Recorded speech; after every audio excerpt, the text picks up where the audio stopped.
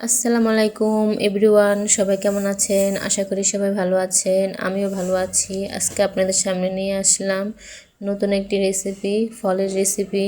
তো দেখতে থাকেন আজকে আমি এই ফলগুলো দিয়ে কি করব এবং কি বানিয়ে নেব এই ফলগুলো দিয়ে। তো আজকে এই ভিডিওটি দেখতে থাকেন, তো পাশে থাকবেন। তো চলেন বলি আমি কি করি এই ফলগুলো দিয়ে। তো আমি এখানে একটি কমলা নিয়েছি। তো কমলার খোসাগুলো খুব ভালোভাবে আমি ছাড়িয়ে নিলাম। নেওয়ার পর কমলাগুলো পিস পিস করে একটা বাটিতে রেখে দিচ্ছি। তো আমি এই কমলাটি দিয়ে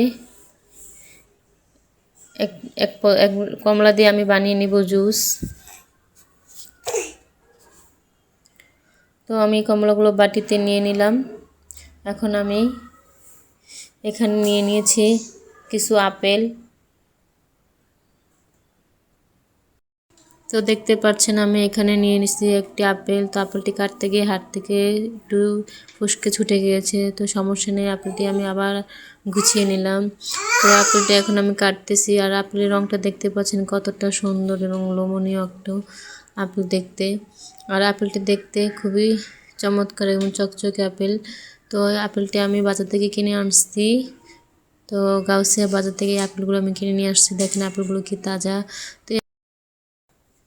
তো আমি এখন আপেলগুলো পিস পিস করে কেটে নিব। তো আপেলগুলো কেটে নেওয়ার পরে এই আপেলগুলো আমি আমার বাচ্চাদের দিব।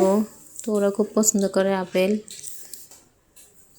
তো দেখেন আমি দুটোটা আপেল কি সুন্দর করে পিস পিস করে কেটে নিচ্ছি। আপনারাও আপনাদের বাচ্চাকে এভাবে আপেল কেটে দেবেন পাতলা পাতলা করে, তাতে ওদের খেতে সুবিধা হবে। তো এখন আমি কমলাগুলো ভালোভাবে চিপে নেব। চিপে প্রত্যেকটা কমলার রসগুলো বের করে নেব। আর যা আপনাদের ছোট বাচ্চা থাকলে তাকে এভাবে রস চিপিয়ে ভালোভাবে শুকনো আলগা করে রস চিপিয়ে এভাবে খাওয়াবেন। কেননা আজকালের বাচ্চারা খেতে চায় না, তাদের একদমই খেতে ভালো লাগে না, তাদেরকে জোর করেই খাওয়াতে হয়। তো আমার বাচ্চাও এরকম খেতে চায় না, তাকে জোর করে খাওয়াতে হয়। আর কয়েকদিন ধরে তার শরীরটা ভালো না, তার শরীরটা অনেকটাই খারাপ, খুব জ্বর গিয়েছে শরীরে। তো জ্বরে সেই শরীরটা খুবই খারাপ ছিল। তো এই জ্বরের কারণে আজকে তার জন্য ফল ফ্রুট আনতে হলো, কারণ বাচ্চা জ্বরের মধ্যে কোনো খাবারই মুখে দেয় না। তো ফল ফ্রুট দিলে তা একটু খায়। তো দেখেন আপনারা আপনাদের বাচ্চার যখন জ্বর আসবে এরকম ফল এনে তাকে খাওয়াবেন। তো আমার পুরো কমলা এভাবে আমি চিপিয়ে একদম রসটা একদম ভালো করে বের করব, যেন কোনোভাবে কমলার মধ্যে রস না থেকে যায়। তো দেখেন কি সুন্দর একটা কালার কমলার, একদম কাঁচা হলদে কালার। তো আমি ভালো করে একদম চিপে রসটা বের করে দিচ্ছি। আর এভাবে বাচ্চাকে চামচ দিয়ে যদি খাওয়ান সে খুবই মজা করে খাবে। আর ফলের রস শরীরের জন্য খুবই উপকার।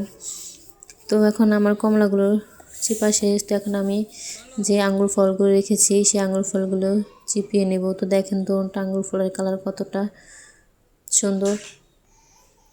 তো আমি সবগুলো আঙ্গুর ফল এক এক করে ছিঁড়ে নিয়েছি। তো আঙ্গুর ফলের উপর রঙটা একদম লাল টকটকে আর ভেতরটা একদম সাদা। তো এর মধ্যে কিছু বিচি আছে। তো এই বিচিগুলো আমি যখন আঙ্গুর ফলগুলো সবগুলো চিপা হয়ে যাবে এবং রসটা বের করার পরে বিচিগুলো এবং খোসাগুলো সবগুলো আমি বের করে ফেলে দেব।